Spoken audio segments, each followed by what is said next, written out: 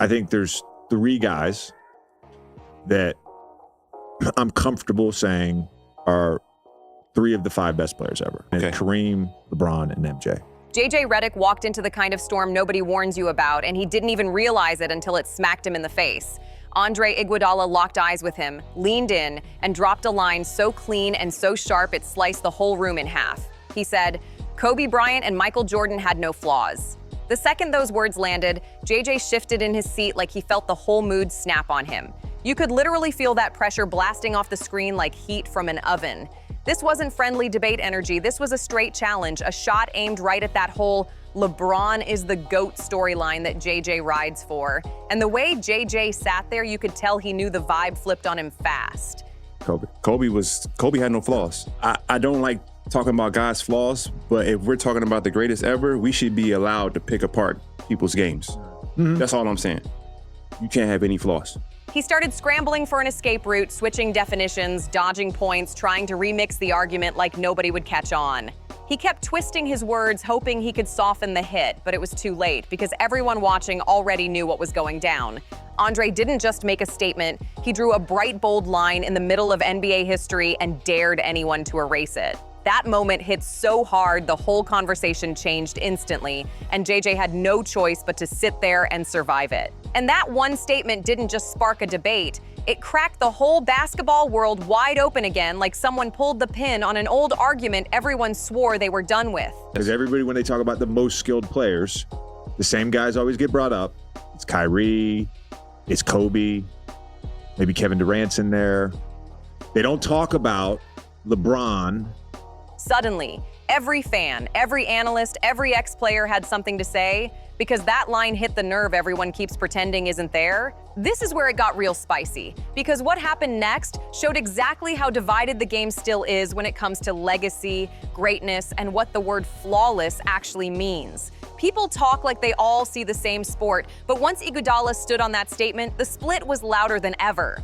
When Iguodala made that declaration, he didn't blink, he didn't hesitate, he didn't soften a single syllable. He said it clean, he said it strong, and he said it like it was already written in stone.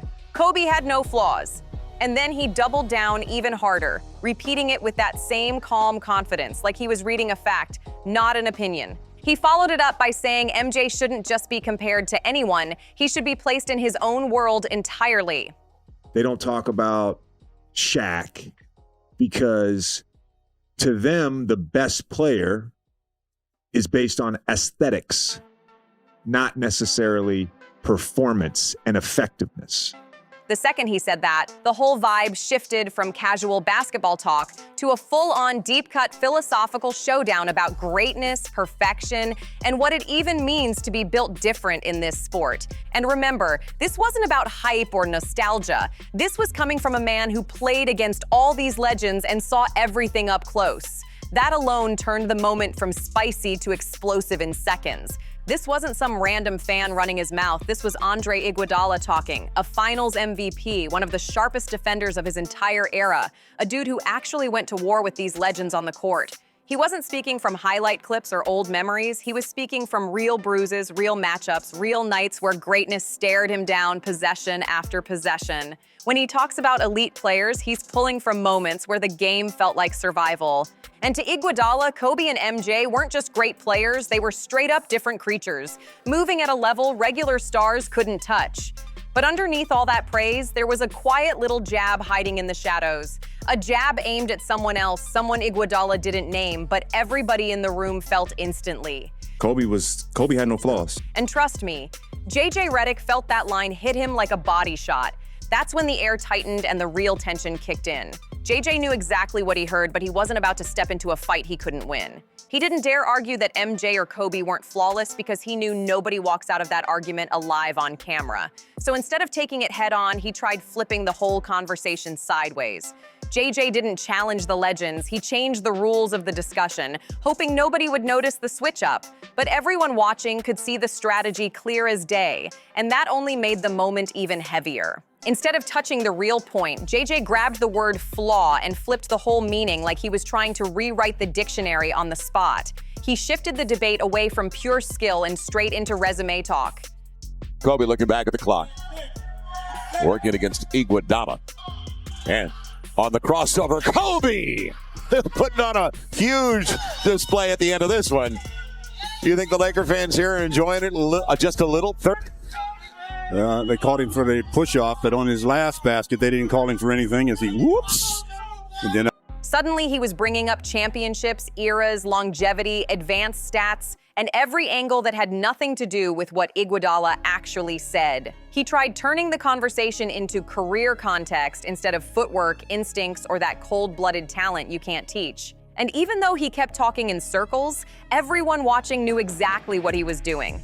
He didn't have to say a name because the second he changed the rules, he slid LeBron right into that conversation like he was sneaking him through a side door. JJ felt the heat from Iguodala's statement, and instead of walking straight into the fire, he tried to build his own shortcut around it. He knew what Iguodala meant. Everybody knew. This wasn't about trophies or how long you stayed in the league. It was about raw skill, that natural mastery Kobe and MJ carried like second nature. And when the topic is pure talent, pure bag, pure instinct, the room knew LeBron had weak spots that couldn't be hidden. Quarter, saving some of the tank. James gets inside but misses it, comes up short. Here comes James ahead of the pack, goes up. Oh, he lost it. The Jokic stolen by James. Keeps it alive. James drives baseline, layup, missed it. Rebound. That's when the whole energy shifted again because JJ's switch up didn't calm the moment, it only made it louder. And JJ wasn't trying to get anywhere near that part of the convo. But here's the wild twist. Iguodala wasn't even close to done. Not even a little. He had more heat to drop, and the next thing he said hit even harder than the first shot he fired. This is where the whole room felt the pressure jump because he stepped straight into the one topic nobody ever wants to say out loud. Here's the uncomfortable truth everyone keeps dancing around. JJ was doing verbal footwork around LeBron's flaws because everyone knows those weak spots exist, even if they don't like saying it on camera. LeBron is great, one of the best ever. That's not even the debate. But being great and being flawless are two completely different lanes, and Iguodala was making that crystal clear without even raising his voice. LeBron's got areas that fans pretend don't exist. His free throws bounce around too much. His handle is solid but not elite. His clutch moments get questioned every single season because sometimes he delivers and sometimes he doesn't. And let's be real, his shot creation is built more on strength and force than that surgical precision Kobe and MJ were famous for. Iguodala never said LeBron wasn't a legend, but he did send one message that landed like a punch on the table. Still open. James looks for his spot. Air ball.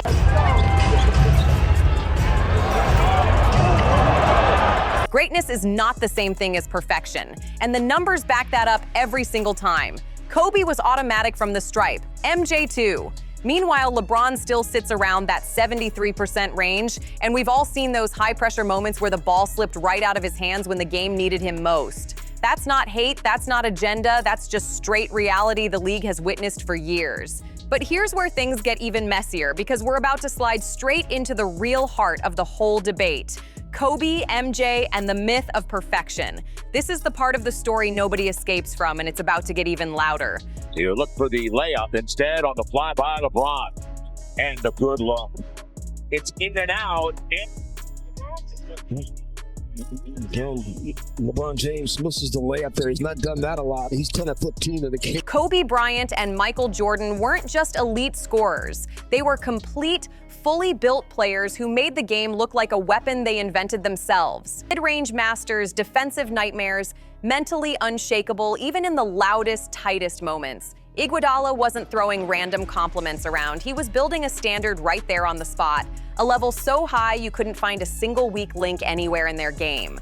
Not in their effort, not in their focus, not in their performance. Every possession they touched was dangerous because they didn't break, didn't panic, didn't give you anything free. And if you ever talk to real NBA defenders, the ones who actually tried to stop these two legends, they'll tell you straight with no hesitation. You couldn't game plan for MJ, his counters had counters. And you couldn't crack Kobe, he studied your weaknesses before you even stepped on the floor. They didn't give you anything to exploit, nothing you could circle on a scouting report and feel confident about. So that leaves one giant question hanging right in the air like smoke after an explosion.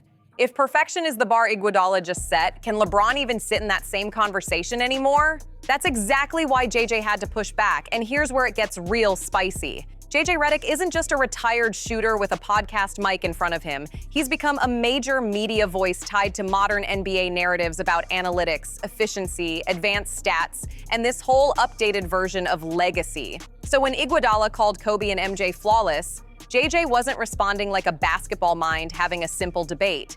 He was responding like a man protecting the entire modern definition of greatness, the one built around numbers and context instead of raw talent. And in that moment, you could feel exactly why he couldn't just let that statement sit there without swinging back.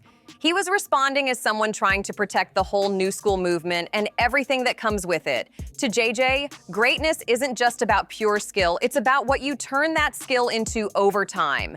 And in that lane, LeBron's resume is almost untouchable, stacked from top to bottom with numbers, wins, longevity, and impact. So JJ did what a lot of media figures do when someone they admire is suddenly under real pressure. He changed the rules of the argument and tried to move the goalposts. JJ shifted the entire vibe by reframing the whole conversation. He started pulling in extra factors, dragging in side angles, trying to redirect the spotlight so the heat didn't land exactly where Iguodala dropped it. But this moment wasn't about cute basketball talk or polished analysis, not even close. This was about something deeper. It was about who gets to control the legacy conversation in today's NBA world. And Iguodala wanted absolutely no part of that media dance. He kept it raw, kept it honest, and stayed locked on the real core of the argument: skill versus greatness. The true heavyweight debate that never dies in basketball circles. Here's where things get deep, because being the best and being the most skilled are two totally different categories. You've got Kyrie Irving, maybe the slickest ball handler anyone has ever seen in the league. Handles like a video game, footwork like he's floating, creativity that looks unreal in slow motion. Then you've got Kevin Durant, one of the most complete and efficient offensive weapons the NBA has ever watched, a 7-footer scoring like a shooting guard. And once you understand that difference, the whole conversation about MJ, Kobe, and LeBron hits way harder. Then you've got Kobe and MJ, that rare, dangerous mix of skill, mindset, IQ, and cold-blooded instinct that almost nobody in basketball history has ever reached. They were built different in ways you can't measure with numbers, only with fear from the defenders who had to guard them. LeBron is a once-in-a-lifetime physical force and a basketball genius, no question at all. But when you shift the conversation to pure skill set, he isn't built like the guys who lived in the gym like scientists, perfecting every tiny detail of their craft until it became automatic. And saying that isn't disrespect, it's just straight context. Iguodala wasn't tearing LeBron down, he wasn't throwing shade, he was reminding everyone what the word flawless actually means. It's not trophies, it's not stat sheets, it's what you leave on the floor every single night with no cracks, no leaks, no weak spots anybody could target. And Kobe and MJ showed up like that every time, leaving nothing behind but problems for whoever had to guard them. That's why this moment hit so hard and shook the whole room. This wasn't some regular podcast disagreement. This was one of those rare times where someone spoke without filters, without politics, without trying to protect a brand or a narrative. In a media world full of spin and careful phrasing, Iguodala stayed calm, sharp, and brutally clear about one message. Perfection is rare, unbelievably rare, and in his eyes, only a tiny group of players ever reached a level close to flawless. Kobe and Jordan, period, no extra names added, no debates needed. And the fact that this simple truth made so many people react tells you everything about how tightly fans hold onto their narratives and how uncomfortable it gets when someone challenges the stories they love to believe. But maybe that's the beauty of it. Maybe the highest compliment a player can ever receive is someone saying they couldn't find a single flaw in you, even when they were trying to look for one. That's a legacy no stat line on earth can define. A legacy that lives in the respect of the players who actually felt your game up close. If you rocked with this breakdown, hit that like button, subscribe, and I'll see you on the next one.